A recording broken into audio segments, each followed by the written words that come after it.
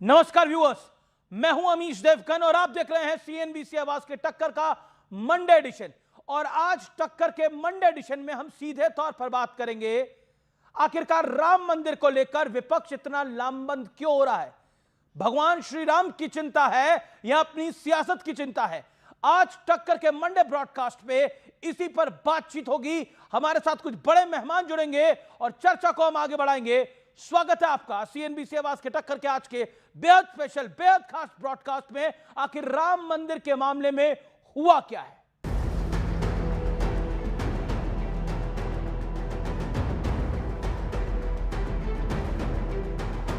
जिन्होंने राम को नहीं छोड़ा वो राष्ट्र को क्या छोड़ेंगे। मैं तो कसम खा के आया हूं भगवान राम के मंदिर में कि जब तक इन राक्षसों को फांसी पे नहीं चढ़वा दूंगा मैं चैन की सांस नहीं लूंगा। इनके शब्दकोश में न धर्म है न शर्म है। हमारे सभी सनातनियों का भरोसे पर और श्रद्धा के साथ खिलवाड़ की है। देखो वो जा रहे हैं भाजपाई, जिसने खाई राम की पाई। अयोध्या के राम मंदिर से चढ़ावा चोरी के मामले पर सियासत और तीखी होती जा रही है। अखिलेश यादव ने बीजेपी को घेरने की कोशिश की तो सीएम योगी ने भी जोरदार पलटवार कर दिया। समाजवादी पार्टी को तो तुष्टीकरण से जो फुर्सत हो वंचितों के बारे में सोचते, लेकिन ये तब सुनते जब बबुआ को समय पे जगने की आदत हो। 12 बजे सो करके उठेंगे, उनके लिए विकास तो केवल सिपाही का विकास है। और लगे हाथ अखिलेश यादव को मथुरा वाला चैलेंज भी दे दिया। अखिलेश जी अब तैयारी करिए कि हम कृष्ण कन्हैया के लिए भी कुछ कर सकें। अब मथुरा की बात करिए। अपने को धार्मिक कहलाने का प्रयास कर रहे हो तो मथुरा वृंदावन पे खुल करके बोल दीजिए और बोलिए ना कि श्री राम जन्मभूमि मुक्ति के आंदोलन की तर्ज पर ही श्री कृष्ण जन्मभूमि की मुक्ति का भी अभियान चलना चाहिए। इस बीच कांग्रेस और आम आदमी पार्टी भी सियासी एक्शन में दिख रही है। केजरीवाल तो रामलला के दर्शन भी कराए और अब खबर है कि कल कांग्रेस के तमाम नेता दल बल के साथ अयोध्या पहुंचने वाले हैं। योगी आदित्यनाथ काफी परेशान हैं। उनको लग रहा है कि मैं कोई बात ऐसी कर दूं जिससे कुछ ना कुछ मामला पलट जाए, बट मामला पलटेगा नहीं। इस बीच फैजाबाद बार एसोसिएशन ने बड़ा फैसला लेते हुए ये साफ कर दिया कि उनका कोई भी वकील चढ़ावा चोरी के आरोपियों का केस नहीं लड़ेगा। हालांकि इसमें कोई दो राय नहीं कि चढ़ावा चोरी वाले मामले से करोड़ों राम भक्तों की आस्था पर बहुत बड़ी चोट पहुंची है। लेकिन बड़ा मुद्दा ये है कि क्या विपक्ष इस पूरे मामले में सियासी फायदा लेने की कोशिश में जुटा है? आज इसी सवाल पर होगी देश की सबसे बड़ी बहस, राम पर संग्राम। और अब वक्त है सुप्रसिद्ध विश्लेषण का। आइए शुरुआत करते हैं राम मंदिर पर विपक्ष के दोहरे चरित्र का विश्लेषण। समाजवादी पार्टी का स्टैंड यानी सपा का स्टैंड, चंदा चोरी के मुद्दे को जोर शोर से उठाया, सबसे पहले उठाया। पूरे घटनाक्रम में कोई भूमिका नहीं होने के बावजूद बीजेपी को इस पूरे घटनाक्रम में लपेटने की कोशिश करी। सपा की सोच क्या रही है राम मंदिर के बारे में? न्योता मिलने के बावजूद अखिलेश यादव प्राण प्रतिष्ठा में शामिल नहीं हुए।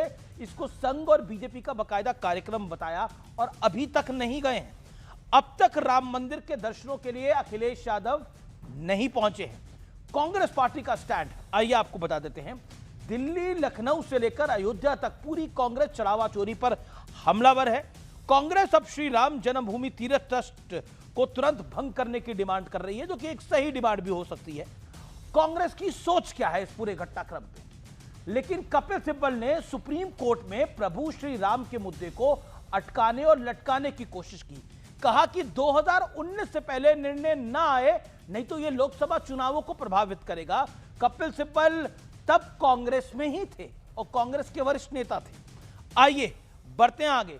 प्राण प्रतिष्ठा 2016 में राहुल गांधी हनुमानगढ़ी तक गए, लेकिन मात्र 1 किलोमीटर की दूरी पर राम जन्मभूमि के दर्शनों के लिए नहीं जा पाए या फिर नहीं गए। आइए, प्राण प्रतिष्ठा के निमंत्रण मिलने के बावजूद मल्लिकार्जुन खड़गे या सोनिया गांधी कोई नहीं गया वहां पर। अब आम आदमी पार्टी की भी बात कर लेते हैं। उनका भी दूध का दूध और पानी का पानी करते हैं।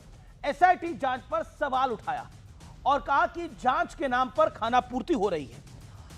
उसके अलावा 200 करोड़ रुपए की चोरी का गंभीर आरोप लगाया, जिसमें कोई सत्य और तथ्य नहीं है अभी तक। तो आम आदमी पार्टी की सोच क्या है इस पूरे मामले के अंदर?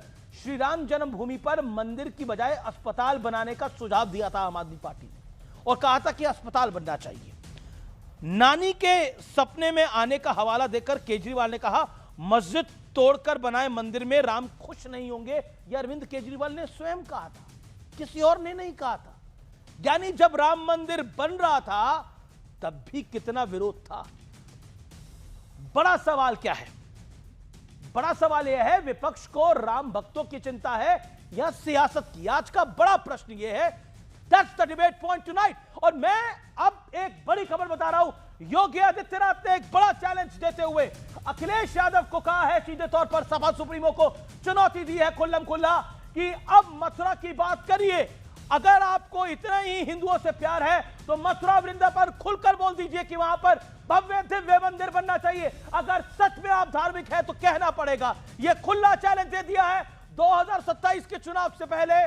तो निश्चित तौर पर यह बड़ी खबर है, अखिलेश यादव को यह खुला चैलेंज दिया है। मेरे साथ कौन कौन जुड़ रहा है आइए परिचय करा देते हैं। प्रदीप भंडारी भारतीय जनता पार्टी के नेता प्रवक्ता, उनका अभिनंदन है। मेरे साथ महंत नवल किशोर प्रवक्ता अखाड़ा परिषद जी के, उनका अभिनंदन है। सुरेंद्र राजपूत नेता प्रवक्ता कांग्रेस पार्टी के, उनका अभिनंदन है। राजकुमार भाटी समाजवादी पार्टी के नेता, वरिष्ठ नेता, उनका भी अभिनंदन है। राजकुमार भाटिया, जो चैलेंज दिया गया है अखिलेश यादव जी को योगी आदित्यनाथ जी द्वारा, उस पर आपकी पहली प्रतिक्रिया क्या होगी?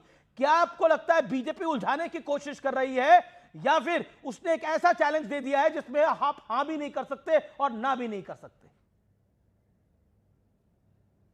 नहीं, मेरी पहली प्रतिक्रिया ये होगी कि एक बड़ी चोरी को दबाने के लिए, उस पर धूल डालने के लिए, चोरों को बचाने के लिए, अपराध को छिपाने के लिए योगी आदित्यनाथ बात को इधर उधर घुमा रहे हैं, जो ज़्यादातर चोर करते हैं।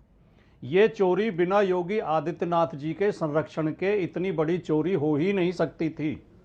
और ये चोरी समय समय पर खुली, समय समय पर सबूत मिले। 2 करोड़ की जमीन 15 मिनट के अंदर 18 करोड़ में रजिस्ट्री की गई। 9 करोड़ की जमीन की 55 करोड़ में रजिस्ट्री की गई। योगी आदित्यनाथ क्यों चुप्पी साधे हुए बैठे थे? क्या ऐसी धांधलियों की जांच कराने की जिम्मेदारी योगी आदित्यनाथ जी की नहीं थी? ये चढ़ावा चोरी भी 1 जून को चर्चा में आ गई थी। 7 जून को अखिलेश यादव जी ने ट्वीट किया था। उससे पहले 5 जून को ट्रस्ट के लोग पुलिस को लेकर एक जगह छापा डालने गए थे, जो आज वीडियो लीक हुई है अनुकल्प मिश्रा के घर पे। वहां से 20, 25 से 50 लाख कुछ लोग बता रहे हैं इतने रुपए बरामद हुए थे। नहीं देखिए राजकुमार भाटी, एक humble submission. Rajkumar Bhati, you are a very senior leader. आप बात करें कि ये इसकी संभावना थी योगी आदित्यनाथ ने चोरी कराई होगी, योगी आदित्यनाथ खुद चोर हैं, इस तरह की संभावना नहीं, पक्की गारंटी दे रहा हूं मैं। संभावना नहीं, आपके पास कुछ सबूत होगा। आप एक मुख्यमंत्री पर महंत योगी आदित्यनाथ पर चोरी का आरोप लगा रहे हैं। मैं सबूत देता हूं। ट्रस्ट नहीं, आप बिल्कुल आप सबूत दीजिए। आपका अधिकार है सबूत देने का। मैं 10 सबूत आपको मैं 40 सेकंड का 1 मिनट दूंगा। सबूत आप लेके आएंगे तो 3 मिनट भी लीजिए, 5 मिनट भी लीजिए, पूरा कार्यक्रम लीजिए। आप इतना बड़ा काम करेंगे तो मैं तो पूरा समय आपको देने को तैयार हूं। लेकिन अभी आपने बोला 20 लाख, 30 लाख, 50 लाख रुपए मिले हैं, ऐसी कोई पुष्टि जानकारी नहीं है। My whole point is this कि राम मंदिर के दर्शन को तो अभी आप लोग जा नहीं पाए हैं, लेकिन राम मंदिर में अगर एक चोरी हुई है उसकी बहुत चिंता है। क्या आपको लगता नहीं है कि देश पब्लिक जनता कैसे बिलीव करेगी? क्योंकि उन्होंने तो देखा सरयू का पानी भी लाल कर दिया गया था एक समय पर, इतने राम भक्त मारे थे, गोलियों से भूने गए।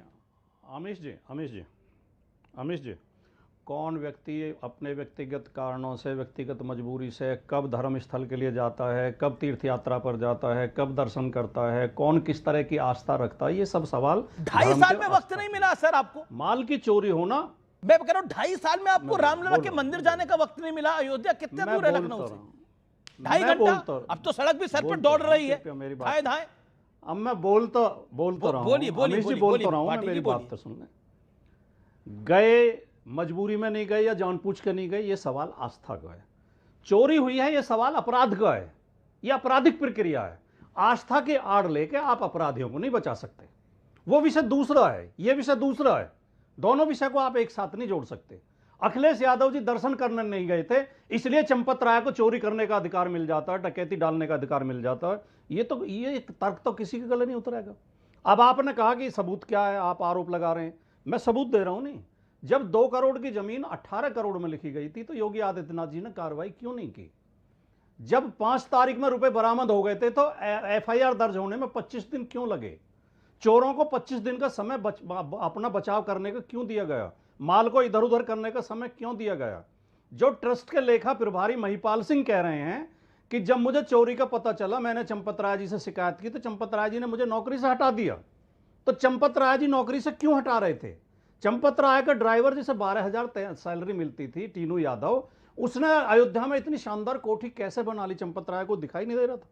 जिन कर्मचारियों को 12,000 सैलरी मिलती थी वो बड़ी बड़ी गाड़ियों में 50-50 लाख की गाड़ियों में मंदिर आते थे, क्या इन्हें ट्रस्ट वालों को दिखाई नहीं देता था? फिर ट्रस्ट के जिम्मेदार लोगों को लगातार बचाने के प्रयास सरकार की ओर से क्यों किए जा रहे हैं? पुलिस को जांच देने के बजाय एसआईटी बना दी गई और एसआईटी टाइम ले रही है। अभी भी रिमांड नहीं मांगी गई है जो 8 लोग गिरफ्तार हुए हैं। और आप अमित जी आप चौंक जाएंगे ये जान के कि एफआईआर में उनके पिता के नाम और पते अज्ञात लिखे गए हैं। जो ट्रस्ट के कर्मचारी हैं, क्या उनके फॉर्म नहीं भरवाए थे? उनके पिता के नाम नहीं लिखे थे? क्या उनके डॉक्यूमेंट जमा नहीं हुए थे? वो अज्ञात कैसे लिख दिया एसआईटी ने?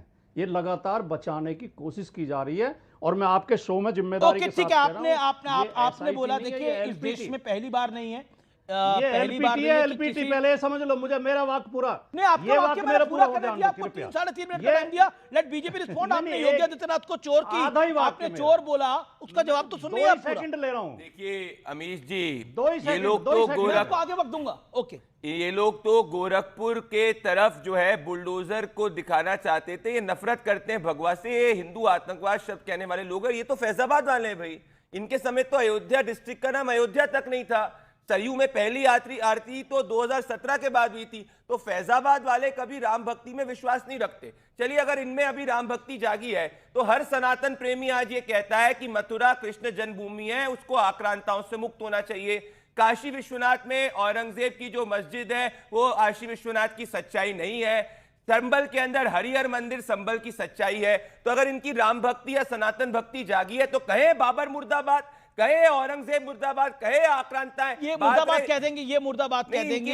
ये आज कालनेमी का काम कर रहे हैं, ये कोई राम भक्त का काम नहीं कर रहे, ये वही काम कर रहे हैं जो कालनेमी करता है। इसीलिए मैं इनको एक्सपोज कर रहा हूं। और बात रही चोर की, अरे पताल में हो, जमीन में हो, कितना बड़ा हो कितना छोटा हो, किसी को नहीं छोड़ेंगे। ऐसी सबक सजा देंगे कि 7 पुश्ते याद रखेगी। आजम खान को जैसे अखिलेश यादव ने कुंभ की चोरी में छोड़ा था, वैसा काम हम नहीं करते। पर मैं तो पूछ रहा हूं कि क्या ये सच्चे राम भक्त हैं कि ये इस वक्त अवसरवादिता कर रहे हैं? अगर ये सच्चे राम भक्त और सनातन भक्त है तो कहे कि कृष्ण जन्मभूमि पे भगवान कृष्ण का भव्य मंदिर बनना चाहिए, कहे हरिहर मंदिर सच्चाई। पर ये तो कहेंगे नहीं, क्योंकि इन्होंने तो राम भक्तों पे गोली चलाई, इन्होंने तो राम भक्ति करने को अपराध घोषित करा था। और अभी तक अयोध्या में प्रभु श्री राम के मंदिर के दर्शन नहीं करने गए क्योंकि इनको वोट बैंक की राजनीति करनी है।